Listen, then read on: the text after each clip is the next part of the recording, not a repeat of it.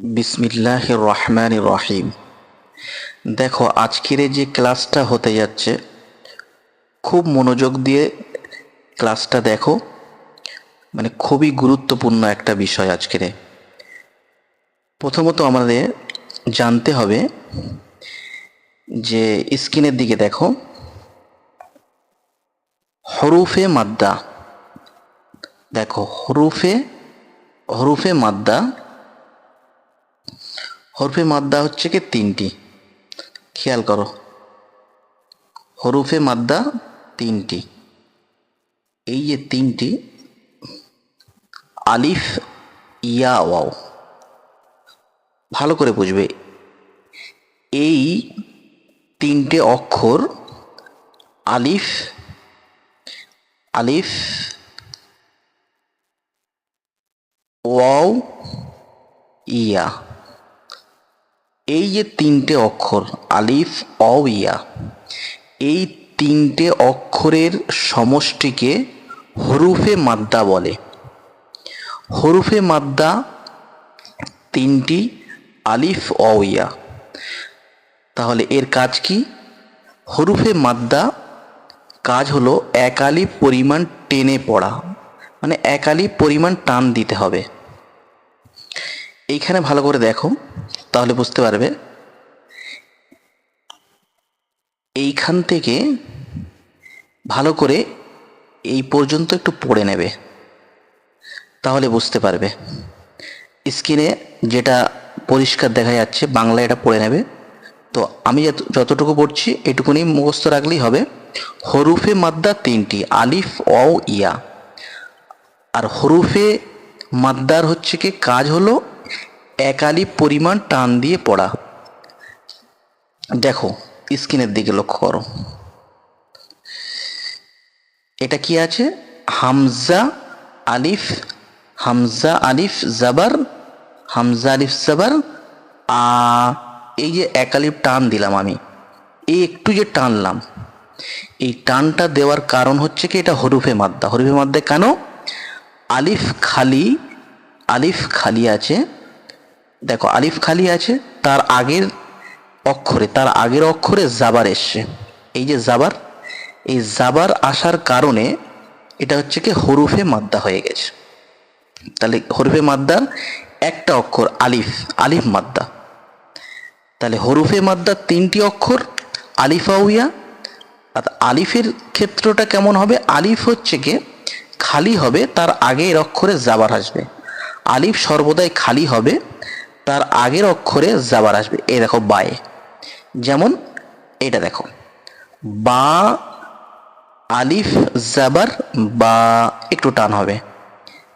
তাহলে এটা হচ্ছে কি আলিম মাদ্দা। আলিম মাদ্দা কিভাবে বুঝলাম? আলিম মাদ্দা এই জন্য বুঝলাম, দেখো যে আলিফ খালি, এই আলিফটা হচ্ছে কি খালি আছে। তাহলে আলিফ যেহেতু খালি আছে, আর তার আগের অক্ষরটা কি? সিন। এই দেখো, সিন। আর সিনের ওপরে এসছে কি? জাবার। আলিফ খালি, তার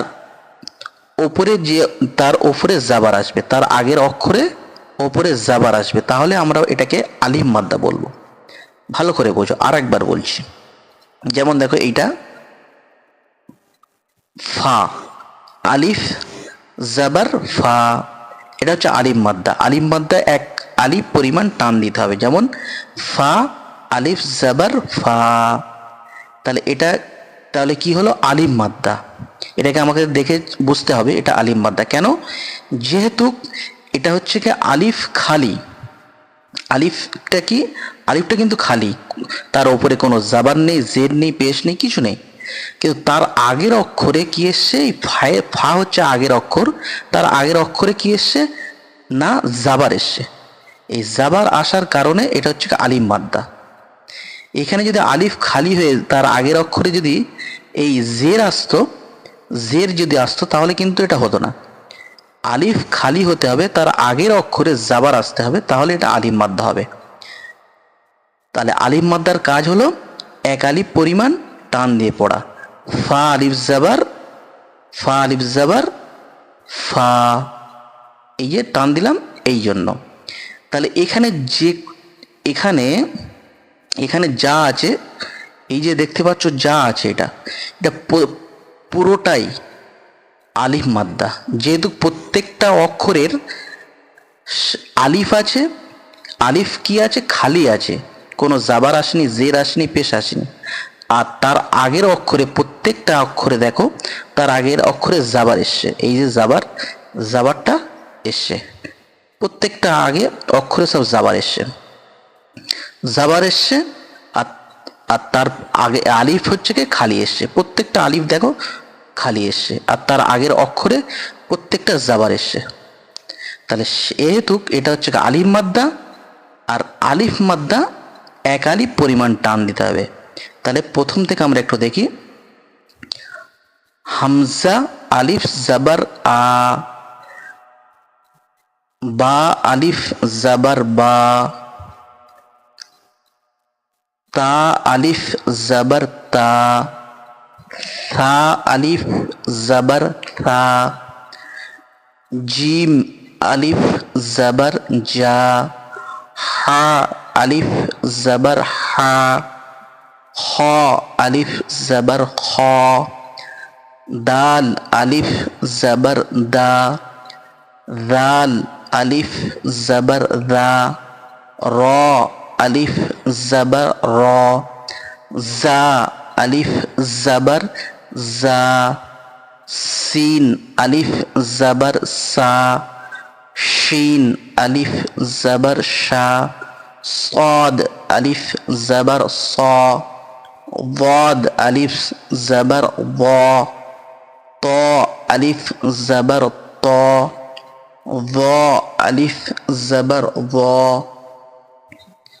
আইন আলিফ জাবার আ, গইন আলিফ জাবার গ, ফা আলিফ জাবার ফা, কফ আলিফ জাবার ক, কাফ আলিফ জাবার কা, লাম আলিফ জাবার লা, মিম আলিফ জাবার মা, নুন আলিফ জাবার না, ওয়াও আলিফ জাবার ওয়া, হা আলিফ জাবার হা, ইয়া আলিফ জাবার ইয়া। এটা কেন টানছি? যেহেতু আলিফ মাদ্দা। আলিফ মাদ্দা কাকে বলে? আলিফ খালি তার আগের অক্ষরে, আগের হরফে জাবার আসবে, তাহলে তাকে আলিফ মাদ্দা বলবো। আর আলিফ মাদ্দা এক আলিফ টান হবে, এক আলিফ পরিমাণ টান হবে। একটা জিনিস কি তোমরা লক্ষ্য করেছো? যেমন দেখো এইখানে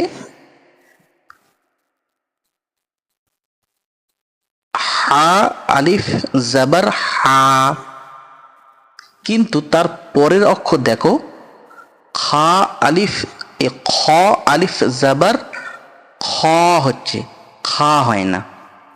কেন? পূর্বে পড়েছ যে 8টা অক্ষর জাবারের ক্ষেত্রে সে তার নিজের স্থানেই বজায় থাকে, সে পরিবর্তন হয় না, অর্থাৎ সেই অক্ষরেই শব্দটা রয়ে যায়। 8টা অক্ষর যেমন দেখো, কফটা দেখো, কফ আলিফ জাবার ক, কা হয় না, যেহেতু এই অক্ষরটা দেখো, কাফ আলিফ জাবার কা, আর কফ আলিফ জাবার ক। তাহলে আগের অক্ষরটা হচ্ছে কি কফ আলিফ জাবার ক, ক রয়ে গেছে, কফটাই রয়ে গেছে, ক ক। কিন্তু তার পরের অক্ষরটা কাফ আলিফ জাবার কা। প্রত্যেকটা যেমন বয় আকার বা, তাই তো, তয়াকার তা, এটা ঠিক এইগুলো হচ্ছে বা আলিফ জাবার বা, তা আলিফ জাবার তা। কিন্তু খ আলিফ জাবার খা হয় না, খ আলিফ জাবার খ। এই 8টা অক্ষর আমরা পড়েছি, সেগুলো আমরা পূর্বে পড়েছি, এই 8টা অক্ষর কিন্তু হবে না। যেমন দ আলিফ জাবার দ, দা এরম দা হবে না। তারপরে গইন আলিফ জাবার গ, গা হবে না। বোঝাতে পারলাম? চলো এবার দেখো, এটা দেখো, জাল আলিফ জাবার জা, দাল জাবার দা, জাদা, জাদা, জাদা। কেন জা এক আলিফ টান দিলাম কেন? যেহেতু, ভালো করে বুঝবে, যেহেতু এখানে আলিফ মাদ্দা এসছে, আলিফ মাদ্দা সবসময় এক আলিফ পরিমাণ টান টান হবে। কেন? আলিফটা খালি এসছে, আলিফটা এর নিচে কোনো জের আসেনি, জাবার আসেনি, পেশ আসেনি। একটা বোঝো ভালোভাবে, তাহলে সব বুঝতে পারবে। তাহলে খালি এসেছে, আর তার আগের অক্ষরে যেহেতু যা, তার আগের অক্ষরে জাবার এসছে, দেখো জাবার এসছে। তাহলে যেহেতু এই তার আগের অক্ষরে জাবার এসছে, আলিফ খালি তার আগের অক্ষরে জাবার এসছে, তাহলে সেহেতু এটা হচ্ছে আলিফ মাদ্দা। তাহলে আলিফ মাদ্দা এক আলিফ পরিমাণ টান হবে, সেই জন্য এটা হয়েছে জা আলিফ জাবার জা, দাল জাবার দা, জা দা। দাটা কেন টান হল নি? দা এটা হচ্ছে কি, এটা হচ্ছে তোমার জাবার এসছে, আর জাবার জের পেশকে কি বলা হয়? হারকাত বলা হয়। হারকাত কোনোদিন টান হবে না, পূর্বে আমরা পড়েছি। সেই জন্য এই দাল জাবার দাটা টান হলো না, শুধু দাল জাবার দা হলো। তাহলে কি হলো? এটা আমরা পড়লাম কি, জাদা, কি পড়লাম? জা, জাদা, জা আলিফ জাবার জা, দাল জাবার দা, জাদা। বুঝতে পারছো? একটা বুঝতে পারলে সবটা বুঝতে পারবে। তারপর দেখো খফা, খফা, খ এক আলিফ টান হলো কেন? আলিফ খালি তার আগের অক্ষরে জাবার এসছে, সেহেতু এটা আলিফ মাদ্দা, ওই জন্য এক আলিফ পরিমাণ টান হচ্ছে। খফা, এটাও তাই। তাবা, এটা জাহাদা। কেন? ভালো করে বোঝো, এই জিম আলিফ জাবার যা, এক আলিফ টান হয়েছে আলিফ মাদ্দার কারণে। আর তারপরে যে দুটো অক্ষর, তারপরে যে দুটো অক্ষর আছে হা এবং দাল, এই দুটো অক্ষরের ওপরে শুধু জাবার এসছে, শুধু জাবার এসছে।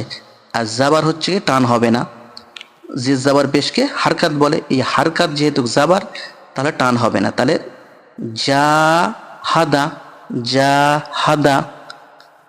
যাটা কেন টান দিলাম বুঝতে পারছো? কেন? ওটা হচ্ছে আলিফ মাদ্দা, সেই জন্য এক আলিফ টান হয়েছে। আর তারপরের ক্ষেত্রে দেখো শারাবা। আচ্ছা তাড়াতাড়ি একটু পড়াই, না তো অনেক দীর্ঘ, ভিডিওটা লং হয়ে যাবে। ফারাগ, ফারাগ, দেখলে তো? এখানে লক্ষ্য করো, গা হলো না, গা হলো কি গইন। এখানে এই যে এইটা গইন জাবার গ, গা হলো না। তাহলে এই 8টা অক্ষরের মধ্যে একটা অক্ষর হচ্ছে গইন, তাহলে জাবারের ক্ষেত্রে সে গইনই উচ্চারণ হবে, গ, গা হবে না।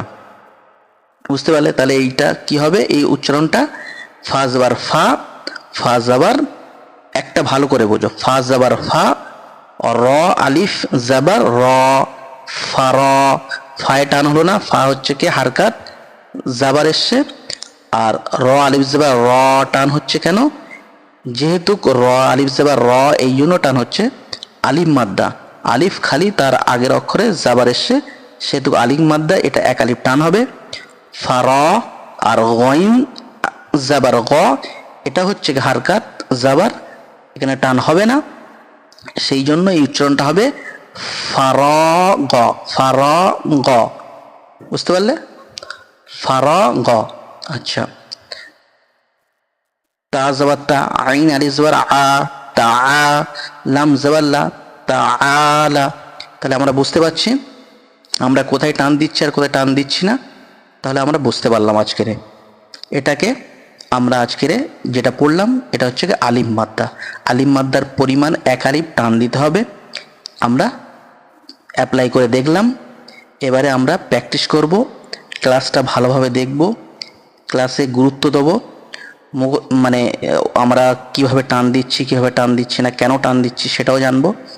পরিষ্কারভাবে বারবার দেখব, ইনশাল্লাহ আমরা বুঝতে পারবো।